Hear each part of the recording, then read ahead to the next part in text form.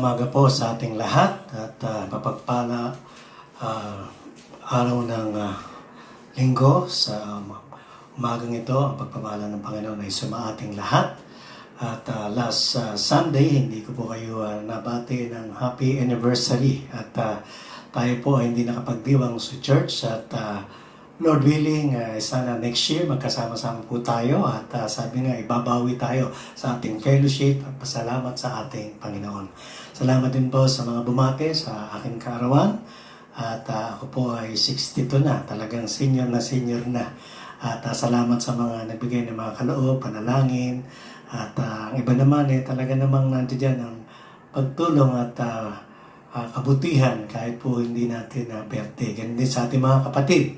Ito po sa atin sa church at sa labas ng ating church, mga kapatiran natin. At maging dito po sa ating bansa at sa labas ng bansa na marami po sa atin ng mga kapatiran na dumadalangin at tumutulong po sa gawain po sa Community Christian Church. And again, stay home, stay safe at salamat sa kabutihan ng ating Panginoon. Sa umaga pong ito, ang ating titingnan ay be filled with the Spirit. So, pakisabi nga sa ating mga kasama, be filled with the Spirit.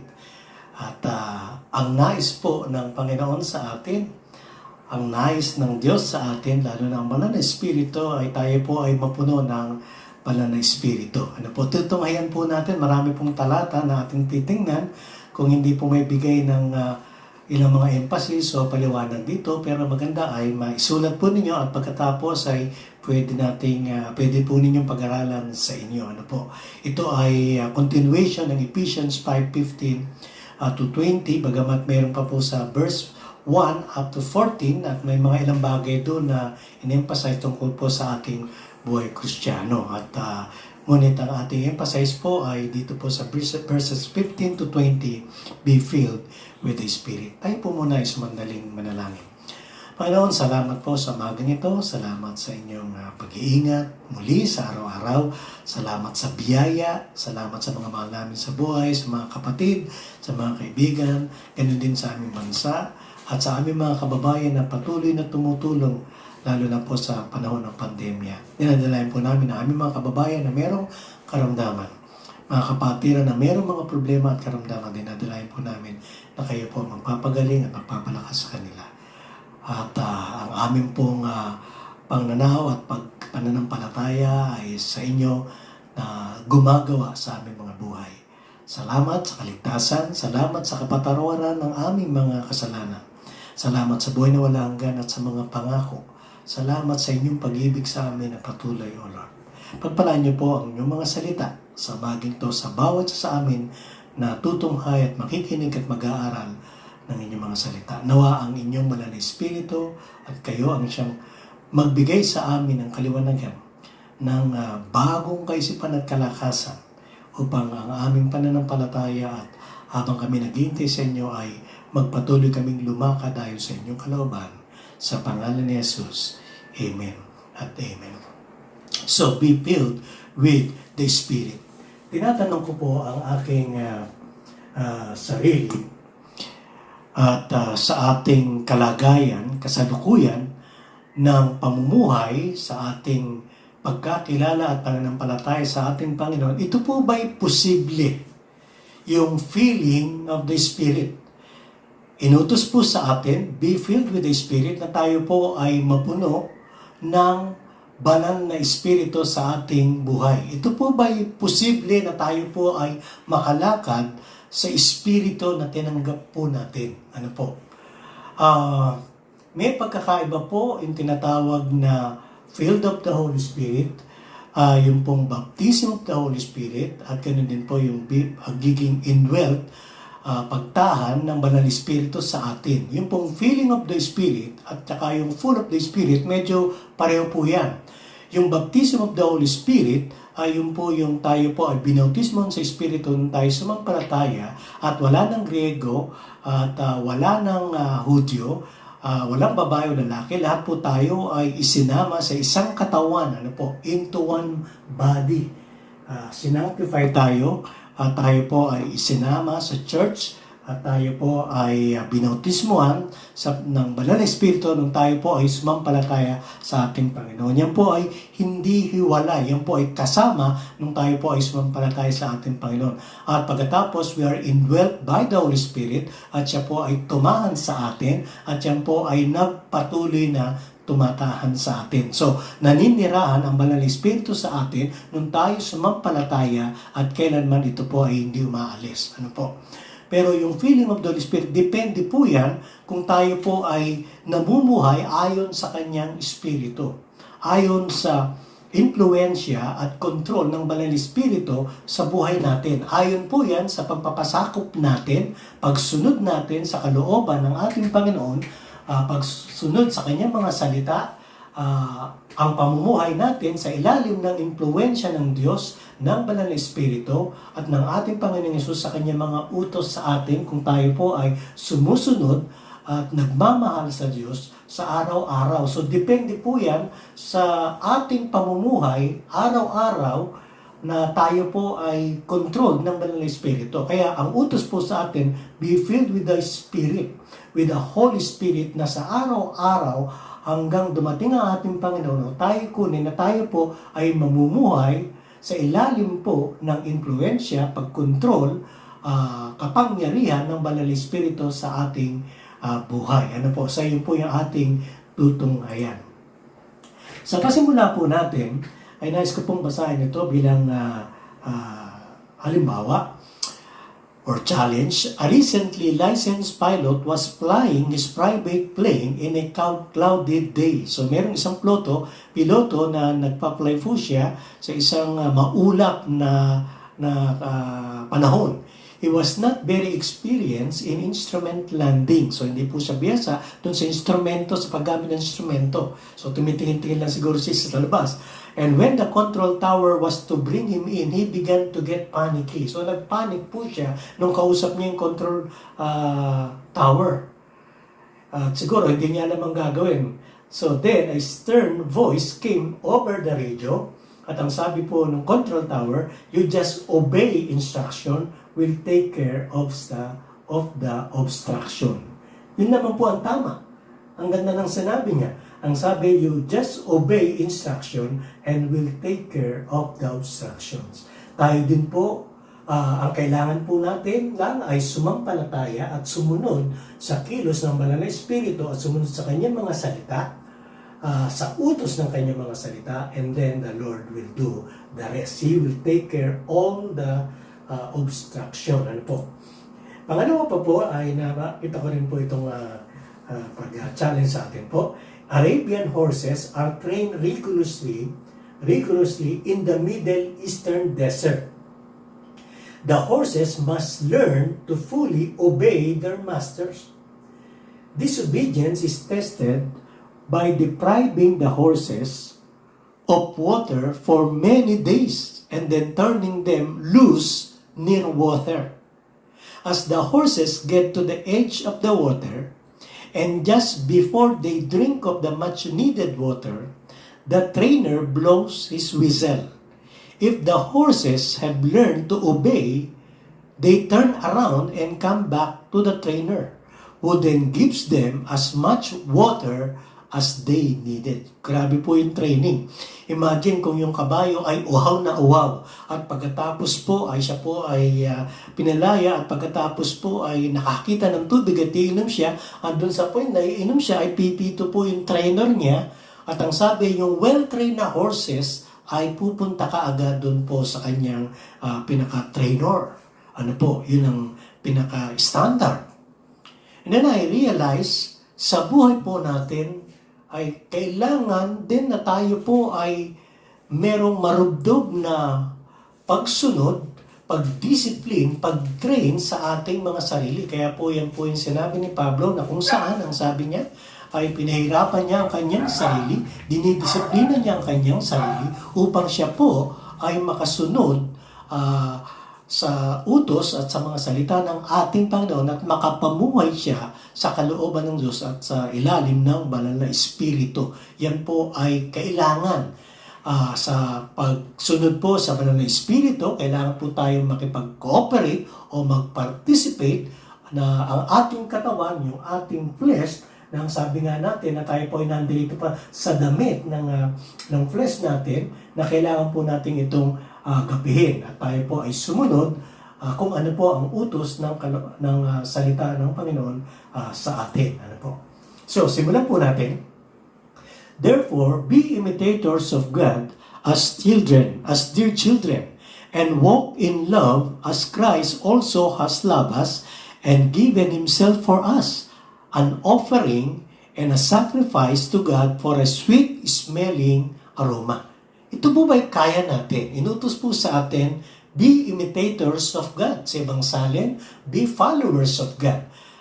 Diyan po galing yung salitang mimic sa original. Ano po? Yung imitators o yung followers.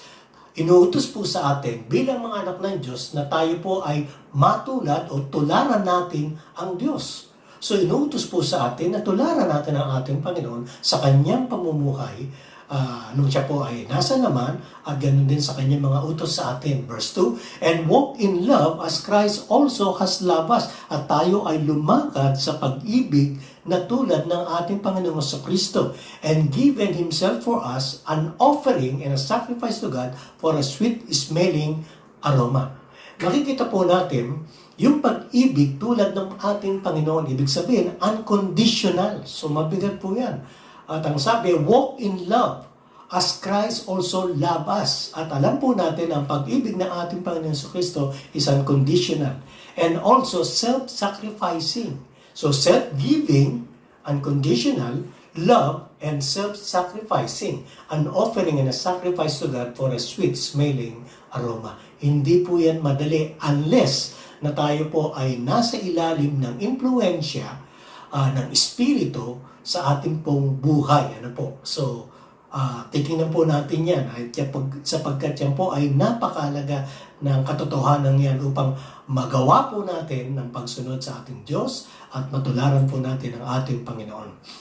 Sa verse 15, be careful then how you live, not as unwise people, but as wise. Kasi po yung verses 3 to 14 ay nagsabi po ng maraming bagay tungkol po sa buhay natin. Tungkol po sa ating isip, sa ating buhay, sa ating kalooban, sa ating pamumuhay, sa ating mga ginagawa na mga bagay ng sanlibutan at mga bagay na kung saan inuutos sa atin na hindi natin kailangan gawin at yung masama ay expose natin at tayo po ay lumayo sa masama. So sa verse 15, ang sabi niya, be careful then how you live, not as unwise people, but as wise. So, mag-iingat tayo sa ating pamumuhay. At ang sabi, not as unwise, kung hindi bilang marunong. At tayo po ay naging marunong nung tayo po ay sumampalataya at sumunod sa kanyang mga salita. Making the most of the time, because the days are evil. Sabi nga ni Pedro, yung mga karumihan ginagawa natin at mga kasalanan natin ay pinatawad na at pagkatapos lagpas na tayo doon at marami na tayong mga bagay na nagawa at ang sabi kailangan yan ay iwan na natin at lampasan na natin sapagkat napakaraming bagay na nagawa natin laban sa kalooban ng Diyos nung panahon na yan nung tayo ay hindi nakakilala sa Diyos. So do not be foolish but understand what the will of the Lord is. Sabihin nyo nga sa kasama natin. Ang sabi, do not be foolish.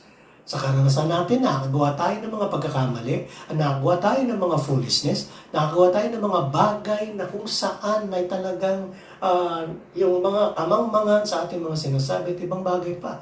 Bakit po? Kasi hindi natin naunawaan ang kalooban ng Diyos sa atin. Pero once na makita natin ang kabutihan, yung kalooban, at ng Diyos sa atin, malalayo po tayo sa kasamaan at lalo hindi tayo makakagawa ng mga bagay na foolishness o kamangmangan sa harap ng Diyos. Ano po?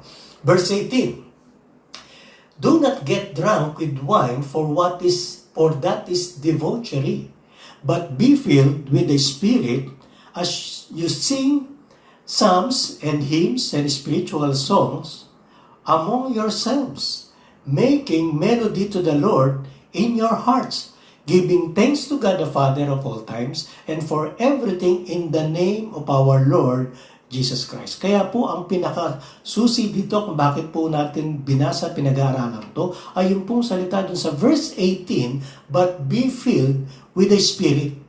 Dito po sa binasa natin sa verses 18 to 20 na emphasis natin, makikita po natin, una, may contrast po dito. Ang contrast, do not get drunk with wine, for that is debauchery. But be filled with the Spirit. Nakita po niyo may contrast. Imbis na uminom ng alak, at kapag ikaw ay nalasing, magagawa mo mga bagay na hindi maganda. Kung hindi, ang sabi niya, instead, be filled with the Spirit. So there is a contrast there. At pagkatapos makita po natin, ito rin ay command.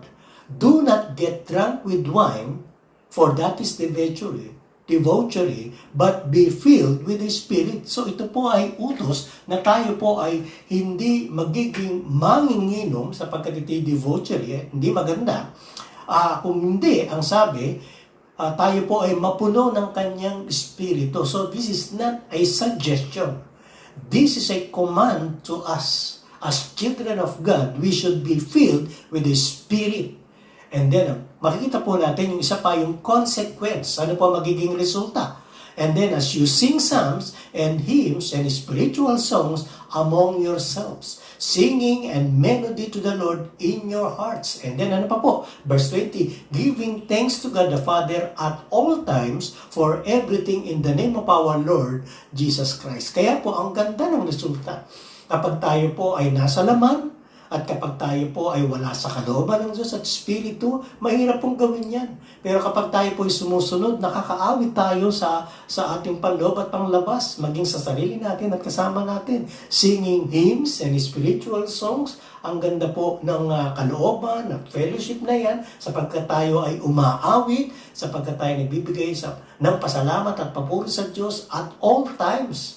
At imagine, yan po ang nagagawa kapag ang isang anak ng Diyos is filled with the Spirit. At tiyak, malalayo po tayo sa mga bagay na hindi maganda. Kaya yan po yung ating titingnan, feeling of the Spirit. Magandang mapag-aralan natin, makita natin ang mga katotohanan upang tayo po ay magbago ng ating kaisipan at yakapin natin ang katuruan tungkol po sa banal na espiritu na tinanggap natin, hindi lamang po sa ating kaligtasan, kung hindi sa ating pamumuhay habang naghihintay tayo sa pagdating ng ating Panginoon. Ito po ay higit sa mga bagay na ma-experience natin dito sa lupa, katulad po ng mga physical at material blessing. Kung hindi, ito po higit sapagkat ito po ay nagbibigay sa ating kalooban ng mas higit na ating maranasan ng kapayapaan at kapangyarihan ng Diyos sa atin. So, posible po ba yan? Of course, yes. Yan po ang ating titingnan. Sa Ezekiel 36:26-27, sa Lumang Tipan, ipinangako, and I will give you a new heart and a new spirit, and I will put within you, and I will remove the heart of stone from your flesh, and give you a heart of flesh. And I will put my spirit within you, and cause you to walk in my statutes, and be careful to obey my rules. Kasi po alam natin yung mga Hebreo o Israelita ay na kung saan ay patuloy po yung kanilang paglapastangan at pagsuway sa Diyos. Sila'y namumuhay ayon sa kanilang sarili, ayon sa kanilang gusto. Matigas ang kanilang kalooban, ang kanilang puso. Ang sabi nga po, meron silang pusong bato. Naalala ko yung kantang Pusong Bato. Biblical pala yun. Ano po? Bagamat yun ay may kinalaman sa pag-ibig, sa kanyang nililigawan. Pero ang katotohanan po doon, ang tao ay pwedeng magkaroon ng kalooban, konsyensya o puso na matigas. Kaya ang sabi ng Diyos sa atin at sa kanila is, I will give you a new heart. Bibigyan kayo ng bagong puso. And a new spirit, bagong espiritu, I will put within you. So ang pagdating po ng banal na espiritu, sa kanila, nung time na yan, in fact, pagka pumunta, sila po nagkakaroon ng kapangyarihan, ng confidence, ng tapang, then later on maalis. Ngayon po ay iba na, mamaya tutungayin po natin yan. Pero magkakaroon sila ng bagong espiritu, bagong attitude, bagong pamumuhay. And I will remove the heart of stone from your flesh and give you a heart of flesh. Kumusta ang puso mo? Heart of flesh ba? Or heart of stone? Tingnan po natin. Sapagkat tayo po binigyan ng bagong puso. And I will put my spirit within you and cause you to walk in my statutes or instructions or laws and be careful to obey my rules. Kaya pala, ang banal na Espiritu ay kailangan natin upang tayo po ay makalakad at makasunod sa utos ng ating Panginoon. Kaya po ang sabi doon, and I will put my spirit within you and cause you to walk in my statutes and be careful to obey my rules. So apart from the Holy Spirit, apart from the control and the influence of the Holy Spirit, hindi po natin magagawa ang kautusan ng Diyos sa atin. Wala tayong lakas at kapangyarihan para magawa ito. So, kailangan una, tanggapin natin ang Banal na Espiritu. Pangalawa, hayaan natin ang Banal na Espiritu, kontrolin tayo araw-araw. So, yan po yung mga titingnan po nating mga talata sa mga susunod na pag-aaralan natin. Sa John 7:37-39, binanggit ng ating Panginoon, on the last day of the feast, the great day, Jesus stood up and cried out. So, ang lakas po ng pagkasabi niya. At ang sabi niya, if anyone thirsts, let him come to me and drink. Ang lahat ng nauuhaw, sabi ng ating Panginoon, ay lumapit sa akin at uminom. Whoever believes in me, as the scripture said, out of his heart will flow rivers of living water. Tingnan po niyo yung malinaw po ang sinasabi. Kapag lumapit tayo sa ating Panginoon, tayo uhaw, ang sabi niya, iinom tayo, lahat ng sumampalataya, katulad ng Banal na Espiritu, magkakaroon siya, ang sabi, sa kanyang puso, sa kanyang kalooban, sa kanyang buhay, flow rivers of living water. So magkakaroon ng isang, sabi na, mga tubig na umaapaw o bukal ng tubig sa kanyang buhay at kalooban. Paano po mangyayari yun? Now, this is said about the Spirit whom those who believe in Him were to receive. So ito po pala ay mangyayari, magkakaroon tayo ng pag-uumapaw ng Espiritu ng Diyos sa ating buhay kapag ang Banal na Espiritu ay pumasok sa atin. Whom those who believe in Him were to receive. O pag tayo po'y sumampalataya, tinanggap ang ating Panginoon. At ang sabi, for as yet, the Spirit had not been given because Jesus was not yet glorified. Kasi po, nung sinabi niya yan, ay hindi pa po Banal na Espiritu at pinagkalob sa kanila. At nakikita po natin yan sa Acts chapter 2, bumaba po ang Banal na Espiritu at nagkaroon po ng sign and wonders. Yung pong prophecy from Joel ay natupad at nagkaroon ng manifestations, nagkaroon po ng mga speaking of tongues and signs and wonders at mga bagay upang maipakita na ang Banal na Espiritu po ay bumaba na at ipinagkaloob sa kanila. So nagkaroon po sila ng utterance at iba't ibang mga signs. Then of course, later, ang Banal na Espiritu ay nanahanap po sa mga kapatid at sa lahat ng mga sumampalataya. At pagpapatuloy po natin sa sinabi pa rin ng ating Panginoon, if you love me, keep my commandments. And I will pray the Father, and He will give you another helper. Ano po itong helper? Of course, ito po ay tumutukoy sa Banal na Espiritu, that He may abide with you forever. So, ang katotohanan dito, bibigyan tayo ng Espiritu, ng comforter, ng helper, at ang sabi, He may abide with you forever. So, nung tinanggap po natin ang Banal na Espiritu, siya po ay nanahan na sa atin magpakailanman.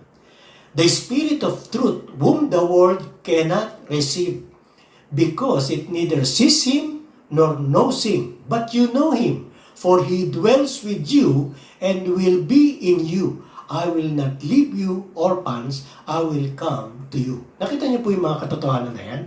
Ang sabi ng ating Panginoon, nung siya'y nabubuhay, aalis siya, pero hindi niya iiwan ang kanyang mga alagad at lahat ng sasampalataya sa kanya, kahit wala siya physically, of course, by presence, nandyan po siya.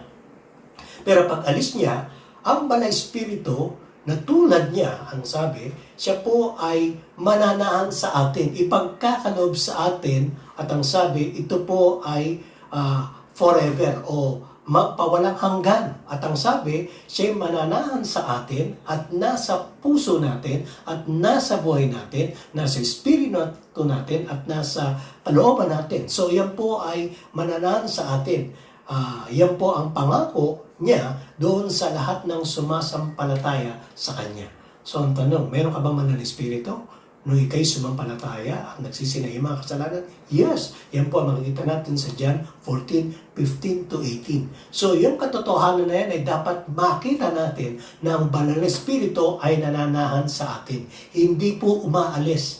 Kahit po tayo nagkasala, nagkamali, ang sabi nga, do not grieve the Holy Spirit. So nandun pa rin po siya. Hindi niya po tayo iniiwan. Ano po? Merong kalumbayan, merong grieve sa atin kung tayo po ay lumalayo at nalalamig sa ating pananampalataya at fellowship sa ating Panginoon. Pero siya po ay nananatili sa atin sapagkat yun po ang sabi, He will abide with you forever. So He will not leave us. So bakit? Kasi po tayo ay templo ng ating Diyos at siya po ay nananahan sa atin. Ito pa marami mga katotohanan tungkol sa banal na espiritu. In Him you also trusted after you heard the word of truth, the gospel of your salvation. Napakalinaw. Nung tayo po'y sumampalataya, narinig natin ang katotohanan at tinanggap natin ang kaligtasan sa magitan ng Ebanghelyo, in whom also having believed, ano pong nangyari? You were sealed with the Holy Spirit of promise. Ano ibig sabihin? Na yung banal na espiritu, yung sealed, nasa atin na po. So the Holy Spirit is a seal sa atin po ng mga sumampalataya sa ating Panginoon. So yung pag-indwell po ng banal na espiritu sa atin ay selyo. Yung pananahan ng banal na espiritu sa buhay natin o sa atin, nung tinanggap natin ating Panginoon, ay selyo. It is a seal. So, it is also a seal with the Holy Spirit of promise, guaranteeing our inheritance until the redemption of the purchased possession to the praise of His glory. So yung pananahan ng banal na espiritu sa atin ay selyo, guarantee na pagdating po ng ating Panginoon ay matatamo po natin yung inheritance, ng unang inheritance na meron tayo ay yung pong kaligtasan natin para po sa Kanyang kaluwalhatian. So kita po natin yung katotohanan na yan na tungkol po sa ginawa ng banal na espiritu sa atin nung tayo po sumampalataya sa Kanya. 1 Corinthians 6:11. And as such were some of you, but you were washed, you were sanctified, and you were justified in the name of the Lord Jesus Christ and by the Spirit of our God.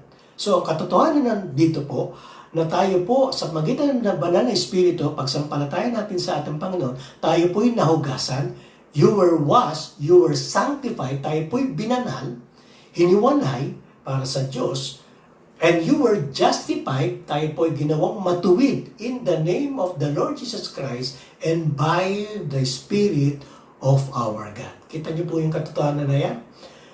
Nilinis tayo, kumbaga pinaliguan tayo, binanlawan tayo, nilinis tayo, ng kanyang banal na dugo, then sinactified, then ginastified po, justified sa magitan po ng pangalan ng ating Panginoon at ng banal na Espiritu Santo. Take note. And then sa 1 John 2:27,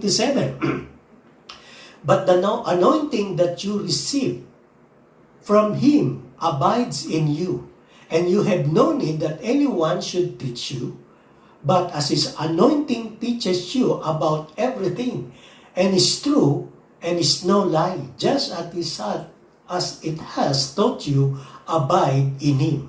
So inutos tayo ay sumunod at manatili sa Kanya. Tingnan po natin ang talatang yan. Ako'y natatakot doon sa salitang anointing. Yung iba pong mga grupo, ginagamit nila yung salitang anointed. Na para bang kapag ka ang isang mangaral, o yung pastor, o yung sino man, maging evangelist or tele-evangelist, kapag napakaganda, na-convict sila sa mensahe, ang sabi ay yung taong yun o yung mga na anointed. Well, in a sense, may katotohanan po yun. Pero, ang sinasabi po rito, yung anointed or anointing, tayo po yun. Nung tinanggap natin ang banal na espiritu, ay Yun po yung tinatawag na anointing that we receive. Kasi po ang sabi, but the anointing that you receive from Him abides in you. So it refers to the Holy Spirit that we receive. Ano po? So may anointing po tayo. And you have no need that anyone should teach you. Bakit? Kasi ang Banal na Espiritu, siya ang nagtuturo sa atin. But as His anointing teaches you about everything and is true and is knowledge, just as it has taught you, abide in Him. So yung anointing, yung Banal na Espiritu, teaches you about everything. So tayo po ay anointed, tayo po ay, nung tinanggap natin ng Banal na Espiritu, tayo po ay pinili, at tayo po ay sinanctified, tayo po ay binalal ng Banal na Espiritu. So lahat po yan ay nandun. So wala pong special na tao maliban po dun sa lahat ng anak ng Diyos na sumampalataya at ang Banal na Espiritu ay nanatili sa Kanya. So lahat po tayo, in a sense, ay anointed by the Holy Spirit sapagkat siya po ay nanahan sa atin. Siya ang nagtuturo, siya ang nagpapaalala sa atin, siya ang nagpapalakas, siya ang nagbibigay ng kapangyarihan sa atin sa lahat po ng mga sumampalataya sa Kanya at sumusunod sa Kanya at willing magpagamit sa Kanya. So, ikaw ba ay filled of the Holy Spirit? Kapag ikaw ay nagpailalim sa utos at sa kalooban ng Espiritu ng Diyos, you are filled with the Holy Spirit. Kapag ikaw ay sumusunod, so nasa iyo ang Banal na Espiritu, anointed ka at sumusunod ka, ay magaganap po yung 1 John 2:27 sa buhay natin. Pagpatuloy po natin. Nais ko pong magbigay ng halimbawa dito po sa Acts 6:1-4 at saka hanggang susunod pa po. Ito po may kinalaman dun po sa pinili ng mga diakono, yung mga servant. Magandang halimbawa po ito na makita natin. Tingnan po natin. Now, in those days, when the number of the disciples was multiplying, there arose a complaint against the Hebrews by the Hellenists because their widows were neglected in the daily distributions. So, nung ang church po ay nag-go-grow na, nagkaroon sila ng problema. At alam po natin, kapag ang church ay lumalago, marami mga kapatid, apay nagkaroon ng mga parang alitan. Bakit po? Yung mga Hebreo at saka yung Hellenist, yung mga Greek-speaking Jews, nagkakaroon sila ng konting parang siguro inggitan o kaya ay medyo pag-aaway sapagkat yung distribution po ng daily needs, kasi po ng time na yan, mayroon po yung buhay, at nagkakaroon po siguro ng mga sabihin natin, ewan ko kung mayroong mga pagpili o iba na bibigyan ng mas okay, yung mga may favoritism at iba pa. So, nagkakaroon sila ng problema. So, then the 12 summoned the multitude of the disciples and said, "It is not desirable that we should leave the word of God and serve table." Sabi niya, hindi kami makakagawa nito na sa pag-ano ng mga distribution kasi kami mga ngaral at hindi namin may iwan ng panalangin at pagtuturo ng salita ng Diyos. Kaya sa verse 3, pag titinan po natin, "Therefore, brethren," ang sabi niya, "seek out from among you 7 men of good reputation." Sabi niya, pumili kayo, maganap kayo ng 7 tao. Hindi ko alam bakit 7. Yun po ang sinabi. 7 men of good reputation. Siguro po, depende dun sa dami ng mga kapatid. Ngayon, ang qualification is full of the Holy Spirit and wisdom, whom we may appoint over this witness or business. But we will give ourselves continually to prayer and to the ministry of the word. So, para po magkaroon ng solusyon sa problema, ang sabi po ng mga alagad, pumili kayo ng 7 mga tao. Ano itong mga 7 mga kalalakihan na to? Ang qualification of good reputation and full of the Holy Spirit and wisdom. At ang sabi, i-appoint namin sa gawain ito. Ang gusto ko po ritong tingnan ay papaano nila pipiliin ang tinatawag na full of the Holy Spirit. Kasi nung time na yan, lalo po itong 7, wala pang ganong naisulat tungkol po sa kanilang mga ginagawa.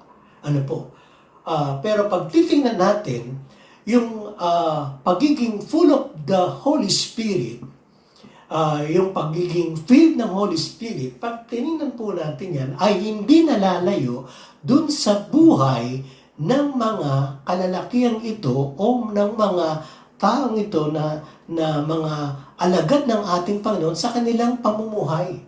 Ang sabi po, brethren, seek out from among you 7 men, anong una? Good reputation, full of the Holy Spirit and wisdom. So, ang hanapin po nila ay mga kapatid na merong magandang reputasyon.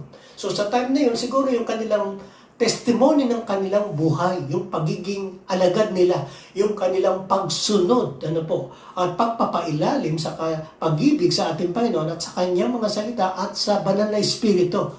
At yung kanilang buhay ay nabago at nakikita ang Espiritu at ang Diyos sa kanilang buhay. So, malabas, nagkaroon po sila ng magandang reputation. And then, full of the Holy Spirit, nakikita sa kanilang mga buhay at nakikita na sila po ay merong karunungan. Maaaring karunungan sa pagbahagi ng kanyang mga salita, pagtuturo at maging sa pag-counsel at pagpapalakas sa mga kapatid, lalo higit sa kanilang buhay. So, sa madaling salita, ay ito po yung nagmamanifest sa kanilang mga practical at sa pamumuhay araw-araw. So, ano po nangyari? May napili sila. And the saying pleased the whole multitude. Tandaan po natin, ang pumili ay yung mga alagad o yung church. So, ang pinili po nila, and they chose Stephen, a man full of faith and the Holy Spirit, and Philip, Prochorus, Nicanor, Timos, Parmenas, Nicolas, a proselyte from Antioch. So ito po yung mga halo na. Yung iba rito, maaaring hindi po mga Hudyo o mga purong Hudyo, whom they set before the apostles, and when they had prayed, they laid hands on them. So sila'y napiling 7, at pagkatapos sila po'y pinalalangin at inanuan ng kanilang mga kamay, and then the word of God spread, and the number of the disciples multiplied greatly in Jerusalem, and a great many of the priests were obedient to the faith. So pinagpala sila ng Panginoon. Nakikita po natin, ito ang naging kalooban at naging maayos yung pong ginawa nila. Kung titingnan po natin, yung pong pagiging filled of the Holy Spirit or full of the Spirit ay nakikita sa kanyang mga alagad o sa mga sumampalataya. Hindi lamang po sa mga alagad o dun sa mga apostles, kahit po sina Stephen, hindi pa po na po yung salitang tinatawag na deacons. Pag sinabing deacons, server or ministers.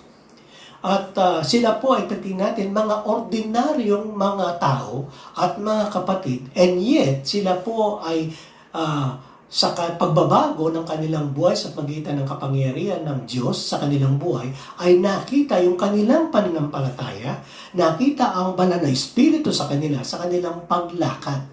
So, yung pagiging filled of the Holy Spirit and full of the Spirit ay nakikita po sa ating pamumuhay at pang-araw-araw na buhay. Kaya sila po ay napili, hindi po ng mga alagad, kung hindi ng church o ng multitude, naging patotoo sila doon sa church. At dahilan po doon ay pinili po nila ang 7 ito. Kaya po mga kapatid, nakikita po yung pagbabago sa atin. Nakikita po yung tinatawag na kung tayo po ay puspos ng banal na Espiritu at lumalakad sa kanyang kalooban. Madaling makita na tayo po ay sa church, madaling makita at maniwala at masabi na tayo po ay anak ng Diyos kung ito po ay tinestensify natin.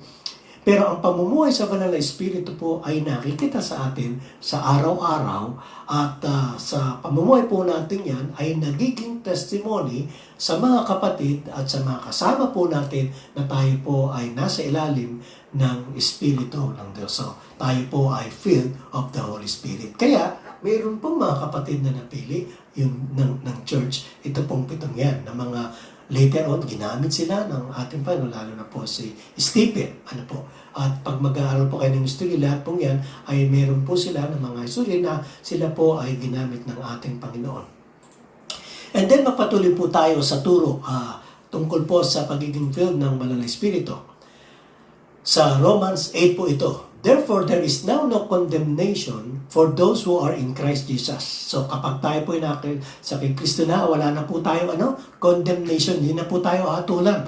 For the law of the Spirit of life in Christ Jesus has set you free from the law of sin and of death. Bakit po nilagay ito? Kasi po sa turo ni Pablo, ang banal na Espiritu, pinalaya po tayo nung tayo sumampalataya sa ating Panginoon. So nung tayo sumampalataya sa ating Panginoon, wala na po tayo dun sa kautusan ng kasalanan. Bakit po? Because we were set free from the law of sin and of death. So, yung pong ating laman, kahit tayo po'y nandito, ay wala na po itong kapangyarihan na tayo po ay gawing enslaved nito. Totoo po, may pagkakataon na tayo ay nadadala at nagkakasala.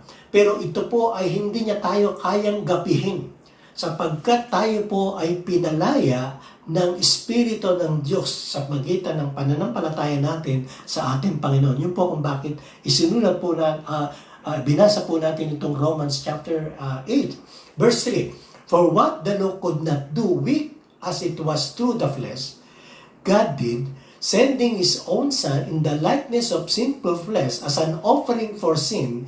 He condemned sin in the flesh. So, ano pong ginawa niya sa flesh natin o sa kasalanan natin?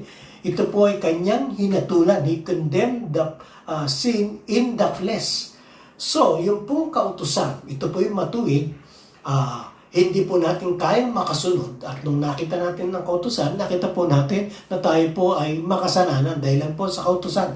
Pero ang kautusan ay walang kakayahan na tayo baguhin tayo sa ating mga kasalanan.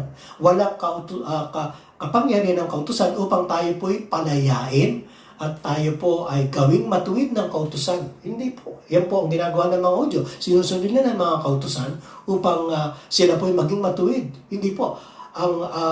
Ang kapangyarihan po ay yung pong ang ating Panginoon ay namatay sa krus at sa magitan po nun ay kinondem po niya, hinatulan niya ang kasalanan, ang karumihan natin sa ating katawan at sa ating pamumuhay. At tayo po'y pinalaya at pinatawad sa ating mga kasalanan. Kaya yun po yung katotohanan dito po sa verse 3. Sa verse 4, so that the requirements of the law may be fulfilled in us. So, nung tayo po ay sumampalataya sa ating Panginoon at hinatulan yung ating mga kasalanan, ang sabi po ay parang nasunod po natin ang kautusan. Ano po? Dahilan po dun sa pananampalataya natin sa ating Panginoon. So, literally, makita po natin sa magitan po ng justification at ginawa ng ating Panginoon sa buhay natin, ay nagkaroon po ng katuparan ng kautusan, hindi po doon sa ating sariling ginawa, ano po, na kabutihan at katwiran, kung hindi sa ginawa ng ating Panginoon. At ang sabi, so the requirements of the law might be fulfilled in us who do not walk according to the flesh, but according to the Spirit. So, nung tayo po ay lumalakad na sa Espiritu at sumusunod sa Kanya, ang sabi po, we fulfill the requirements of the law. At kung titingnan po natin, kapag tayo lumalakad sa ating katawan, o sa katawan po natin, or sa flesh, o sarili nating kalooban, binabalik po natin, hindi po natin nagkakaroon ng katuparan yung kautusan sa atin na ginanap ng ating Panginoon sa atin. Nagkakaroon po ng lalong katuparan kapag pa tayo po ay sumusunod sa Espiritu, na susunod po natin ang kautusan yan at kautusan ng ating Diyos sa atin. Ano pa po? For those who are according to the flesh set their minds on the thing of the flesh, but those who are according to the Spirit, the things of the Spirit. So kapag tayo po ay lumalakad sa laman, ang sabi, ang kaisipan po natin ay nakatuon dito. Ano po? Kapag tayo ay namumuhay sa ating sarili. But those who are living or according to the Spirit, the things of the Spirit. So kapag tayo po ay namumuhay sa Espiritu, ang ating kaisipan at pamumuhay ay namumuhay at nakatuon sa Espiritu. So parang ganito, kapag ka sa laman, nasa laman ka. Pero kapag namumuhay ka sa Espiritu, ang sabi, ang iyong isip, ang iyong kalooban at iyong buhay ay nananahan sa Espiritu ng Diyos. Sa verse 6, kung na nagkakamali, yun po ay sa aklat ng Galatia. For the mindset on the flesh is death, but the mindset on the Spirit is life and peace. So kapag tayo po ay nasa Espiritu ng Diyos, ang sabi po ay merong buhay at merong kapayapaan. Totoo po, kapag tayo namumuhay sa ating sarili, ay nagkakaroon po ng maraming mga kaguluhan sa buhay natin. Kapag tayo po ay namumuhay sa gusto natin o sa laman, nagkakaroon tayo ng maraming problema. Ano po, at hindi tayo nakakasunod sa kalooban ng Diyos. At nagkakaroon po ng confusion, nagkakaroon tayo ng doubts and worry and fear. Lahat po ng yan ay nagbubunga kapag tayo po ay namumuhay ayon po sa ating sarili. Because the mindset on the flesh is hostile toward God. So, pag tayo namumuhay sa laman, na parang kaaway tayo ng Diyos. Kaya minsan, lumalayo po tayo sa Diyos, sa Kanyang mga salita. Lumalayo tayo sa church, sa pagsamba, sa panalangin, sa pag-aaral ng Kanyang mga salita. Bakit po? Sapagkat tayo po ay namumuhay. Gusto nating mamuhay sa ating sarili. For it does not subject itself to the law of God. For it is not even able to do so. And those who are in the flesh cannot please God. Sa Romans 8 pa po pala yan.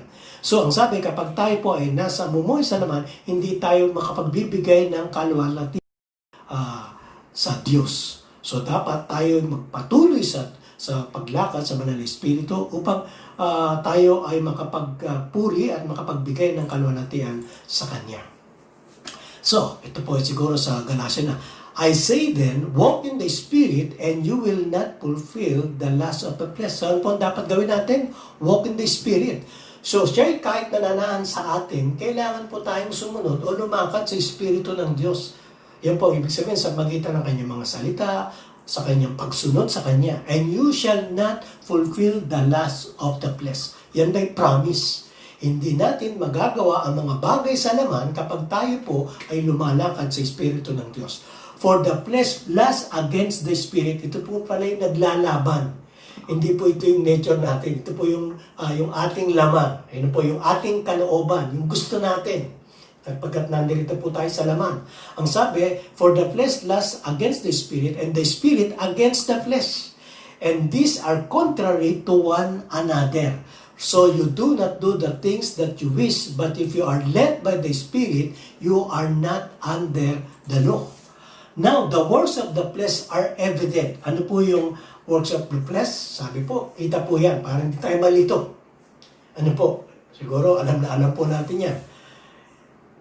The works of the flesh are evident, which are adultery, fornication, uncleanliness, lewdness, idolatry, sorcery, hatred, contentions, o pag-aalitan, jealousies, outbursts of wrath, selfish ambition, dissensions, heresies, envy, murders, drunkenness, revelries, and the like.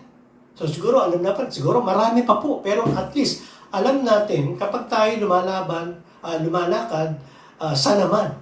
So kapag namumuhay po tayo dyan, tayo po yung nasa laman. Of which I tell you beforehand, just as I also told you in the time past, yan po ay sinulat maging sa Corinto, sa Colosas, sa Efeso, that those who practice these things, such things will not inherit the kingdom of God. So kapag tayo po ay namumuhay sa mga bagay na yung sabi niya, we will not inherit the kingdom of God. So mga kapatid, do not be deceived. Kapag tayo namumuhay sa laman, patuloy at sa mga bagay na ito, ang sabi po, hindi po tayo magmamana ng kaharian ng Diyos. Yan po ay gawain ng laman at hindi gawain ng namumuhay sa Diyos o sa Espiritu ng Diyos. Sa Galatians 5, but the fruit of the Spirit is love, joy, peace, long-suffering, kindness, goodness, faithfulness, gentleness, self-control. Against such there is no law. And those who are Christ have crucified the flesh with its passions and desires. If we live in the Spirit, let us also walk in the Spirit. So, ang bunga naman ng Espiritu, kanina flesh, ngayon Espiritu, ano po ang bunga ng Espiritu? Ay pag-ibig. At ang sabi, joy, peace, long-suffering, kindness, goodness, faithfulness, gentleness, self-control. At ang sabi, wala pong kautusan laban dito. Ibig sabihin, walang nagbabawal nito. So, ang manifestation po ng Banal na Espiritu sa atin ay pag-ibig. Kaya ang sabi, walk in love, kaligayahan, kapayapaan. Yan po ay nagmamanifest kapag tayo po sumusunod ng Diyos. Masaya. Sabi nga po sa sulat ng mga awit, kung di nagkakamali, in the presence of God, there is fullness of joy. Kapag tayo ay nasa Diyos at sumusunod sa Kanyang Espiritu, meron pong kaligayahan, meron pong kapayapaan ng kalooban at ng pamumuhay. Nakukuha po natin na magkaroon tayo ng long suffering kahit minsan mahirap pakisamahan ng mga tao, mga kapatid, o kaya siguro natin kasambahay kaya may magawa sa atin. Kung tayo sumusunod sa Espiritu ng Diyos, ay meron pong long suffering, natitiis natin ang kahirapan, ang mga pagsubok, maging ang temptation and trials. Nagmamanifest po tayo ng kabutihan, yung kindness, goodness, faithfulness, and even gentleness and self-control. Yan po ay nagmamanifest sa atin. Nais ko pong magbigay ng mga halimbawa at karanasan sa buhay ko. Naalala ko po kapag kami pumupunta sa camp or sa campsite, nung kami binata pa ako, nung kami napupunta sa camp, ay talagang tumuntuwa po ako sapagkat sa kampo, nag-stay ka ng 3 araw, 1 linggo, 2 linggo.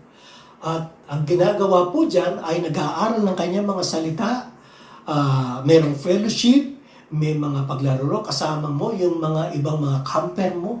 At wala kayong ibang ginagawa kung hindi, siyempre, kumakain kayo, naglalaro kayo, lalong higit kayo ay nagkakaroon ng pag-aaral at nakikinig ng kanyang mga salita. At imagine, 1 week, 2 weeks, tumatagal ka na wala ka doon sa bagay ng sanlibutan sapagkat wala po dyan mga, lalo ng time namin, wala pa mga media at mga ibang bagay. Pero alam po ninyo, ang sarap ng feeling kapag ang fellowship, ang pakikisama sa isa't isa, pag-stay doon kasama ng mga kapatid at ng mga nagtuturo ng kanyang mga salita, ang aking pong karanasan at kalooban talagang napakasaya. Halos parang ayaw mo nang umuwi. Kapag natatapos po yan, parang nalulungkot ka sapagkat naiiwan mo yung mga kapatid at pupunta ka na naman talaga doon sa sanlibutan. Ano po? Bagamat hindi po inutos ng Panginoon, tayo po yung manatili lamang doon. Pero yun po ang experience kapag ang kanyang mga anak ay lumalakad kasama ng kanyang espiritu. Nararanasan po yung pag-ibig at kapayapaan doon po sa time na yan. Kaya maganda po, nararanasan natin, maging tayo po ay nasa tahanan, maging wala po tayo dun sa lugar na yun. So, posible po pala na maranasan natin yung tinatawag na paglakad sa kanyang espiritu. Naalala ko po din, nung po ay nakatira sa isang misyonero, pag ako'y nasa bahay nila, talaga namang lahat po ng mga bagay na mga matuwid at mga bagay na ay ginagawa ko po sapagkat kailangan mag-devotion kapag nanong ka, kailangan mo mag-memory verse, kailangan kang mag-ministry, at pagkatapos po ay patuloy na ikay sumusunod sapagkat ikay nasa tahanan nila. Paglabas ko, ay minsan nandun na po yung mga temptations. So, ganun din po sa atin. Kapag tayo po ay napumuhay, gusto ng Diyos, na tayo po ay mamuhay, na manatili tayo sa Espiritu ng Diyos, as if na tayo po ay nandun sa loob ng camp, nandun po sa bahay ng misyonero, o nasa loob ng church. Meron nga po kapag sila po ay nasa loob ng church, sila po ay natutuwa, yung kanilang mga asawa, sapagkat ang kanilang asawa ay sabi, napakabait kapag nasa church. Kaya may kapatid doon na minsan, ang sabi, doon na tayo tumira kapag para tayo lahat tayo bumait. Ano po? So, yan po ang ibig sabihin. Hindi po dun sa physical na kalagayan, kung hindi kapag tayo po'y nakatira sa Espiritu at sumusunod tayo sa banal na Espiritu, ang sabi po ay nababago tayo at nararanasan po natin yung pag-ibig at Espiritu ng Diyos sa buhay natin. So, are you filled with the Holy Spirit? Kaya ba? Bakit? Kailangan po natin magawa sapagkat kung tayo po'y sumusunod sa Kanya, ang sabi po, we are filled by the Holy Spirit. So, yun po yung challenge sa atin. If we live in the Spirit, let us also walk in the Spirit. Naman mga kapatid, yan po ay magawa natin at sumunod po tayo sa kanyang mga salita. At again, sa ating pong pagtatapos, may the grace of our Lord Jesus Christ and the love of God and the fellowship of the Holy Spirit be with you all. Mga kapatid, yan ang aking panalangin na ang Panginoon ay sumainyo at pag-ibig ng ating Panginoon. Nawala po tayo mapuspos ng kanyang banal na Espiritu sa araw-araw sa ating pagsunod at paglilingkod sa Kanya. Nawa tayo po ay mapaglabanan natin ang mga pagsubok sa atin, ang mga tukso at lumayo tayo sa mga kasamaan at lahat ng uri ng kasamaan habang tayo po ay naghihintay sa ating Panginoon. At tayo ay sumunod at maging instrumento ng kanyang kaluwalhatian sa buhay natin. Tayo po ay magwakas sa panalangin. Panginoon, sa umagang ito, pagpalain niyo po ang inyong mga anak, pagpalain niyo po ang bawat sa po sa amin. Nawa ang kanyang mga katotohanan na inyong mga katotohanan ay manatili sa amin. Na ang kapangyarihan ng Banal na Espiritu, ang inyong mga salita ay manahan sa amin. Pagpalain niyo po ang inyong mga salita sa inyong mga anak. Sa pangalan ni Jesus. Amen at amen. God bless po sa inyong lahat. May the Lord bless you. In Jesus' name. Amen. God bless po sa inyong lahat.